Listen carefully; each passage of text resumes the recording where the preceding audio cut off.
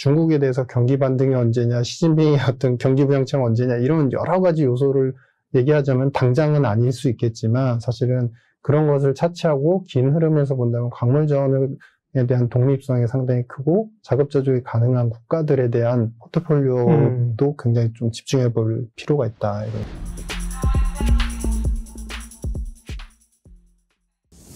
말씀하신 것처럼 뭐 이전에도 그런 과정들이 있었고요. 또 블록 경제로 갔다가 그걸 이제 서로 힘드니까 또 각자 그냥 무장해지려고 뚫고 들어간 게 사실 FTA 하면서 국가 간에 들어갔던 그렇죠. 거거든요. 맞습니다. 다시 지금은 약간 정치적인 뭐 코로나 질병의 요인도 있었고요. 공급망이 막히고 미중 간의 무역 갈등, 패권 갈등, 러우 사태 이런 게 이제 그 블록화, 자국 중심주의로 가는 겁니다. 그러니까 미국도 이제 공급망 옛날에 효율을 찾아서 내보낸 걸 다 자국에서 그렇죠. 하겠다는 건데, 근데 미국 같은 대국, 소위 대국은 이제 뭐 소국 대국 큰 나라가 아니라 경제가 이제 경제에서 빅사이즈인 국가는 어느 정도 할 수 있는데 우리나라 같은 경우 뭐 자국 중심으로 공급망을 하려고 해도 불가능한 거 아닌가요? 그렇죠. 그러니까 사실은 지금 이제 정책 관련해서 입안을 하시고 결정하신 분들이 잘 해주실 거라고 믿지만 정말 되게 어려운 구간이 맞습니다. 그러니까 얼마 전에 이야기되었던 이제 반도체 동맹 칩4에 사실은 중국이 안 들어가 있다는 것은 결국에는 우리의 중요한 또 시장이기도 하고. 중국이 안 들어간 게 아니라 뭐 중국을 견제하려고 하는 건데. 그렇죠. 네. 소극적 의미로 우리가 중국이 없는 칩4에 들어가 있는 상태이고. 이제 그런 상태에서 사실 이제 결국 반도체뿐만 아니라 중국과 관련되는 자동차라든지 기존에 있었던 여러 화학, 철강 관련된 시장을 소비재도 그렇고. 그렇죠. 그쪽으로 우리가 이제 약간 위축되거나 좀 감소될 수 있다라는 우려가 있는 상태이고 거기에 이제 더불어서 우리가 수입하는 부분에 있어서도 중국에 사실은 많은 이제 원재료나 그렇죠. 1차 가공품들을 많이 수입을 해서 우리가 또 완제품을 만들어서 수출을 하기도 했었거든요. 그래서 이런 구조적인 부분에 불안이 상당히 좀 지속이 될 수 있고 그렇게 본다면 실질적으로 우리가 이제 앞으로의 이제 대외수지 쪽, 경상수지 쪽은 좀 어떤 불안 양상과 그 이후에 균형점을 찾아가는 시간이 좀 상당 기간 이어질 것 같다. 그러니까 쉽게 말씀드리면 중국 시장이 위축되고 감소되는 만큼 다른 시장을 좀 더 찾지 않으면은 경상수지가 좀 안 좋아질 가능성 상당 기간 좀 있지 않을까 이런 생각을 하고.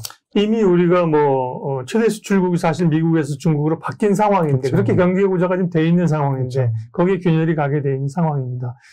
그러면 말씀하신 그 설명이나 로직 자체에는 이견을 달고 싶은 생각이 없고 달 수도 없는데요. 근데 그러면 투자자들은 뭐 지금 물가는 상당 부분 고공행진할 것이고 미국의 통화 정책도 강하고 또 블록 경제 자국 중심 그러면 뭐 다 안 좋은 일만 남은 거냐? 그 앞으로 그러면 이제 경기 침체라고 하고 뭐 주식은 다 적고 팔고 그냥 그래야 되느냐? 근데 이전에도 사실은 뭐 우리가 물가가 워낙 저물가에서 지금 오른 거지.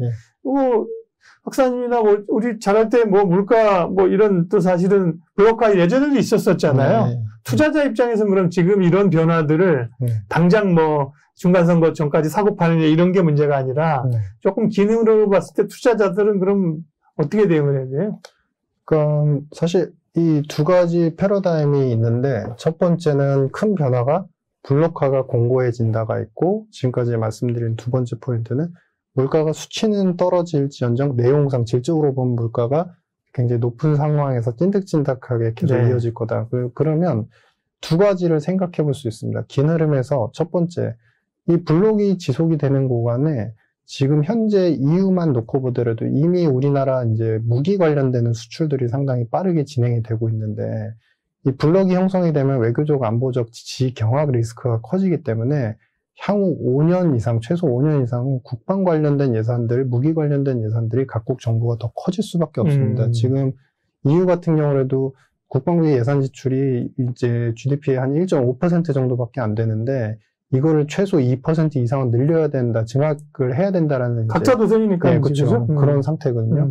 그러면 이제 무기 관련돼서 우리가 글로벌 기업들도 많고 한국 국내에도 이제 좋은 기업들이 많기 때문에 이 부분들은 분명히 이런 블록 시기에도 좋아질 수 있는 베네핏이 있을 것이다라는 것이고요. 네. 두 번째는 당연히 금융시장이라는 것은 항상 어떤 경제가 안 좋아진 만큼 일직선으로 비례해서만 가지는 않습니다. 근데 다만 전체적인 분위기는 지배가 당할 수밖에 없는데, 이러한 블록화에서의, 우리가 소위 얘기하는 에너지에 대해서 다른 국가의 의존이 너무 클 경우에 경제가 피폐해질 수 있다는 것을 유럽이 이번에 크게 겪었고, 이번 겨울과 내년 봄을 만약에 어느 정도 이제 슬기롭게 잘 헤쳐나간다고 한다면 그 이후에 이제 저탄소 정책은 더 가속화될 수밖에 없다. 네. 결국에는 이제 이게 중요한 문제이기도 하고 긴 호흡의 관점이기도 한데 신재생 에너지나 저탄소 정책들이 결국에는 기본적으로 원래 전통적인 원유나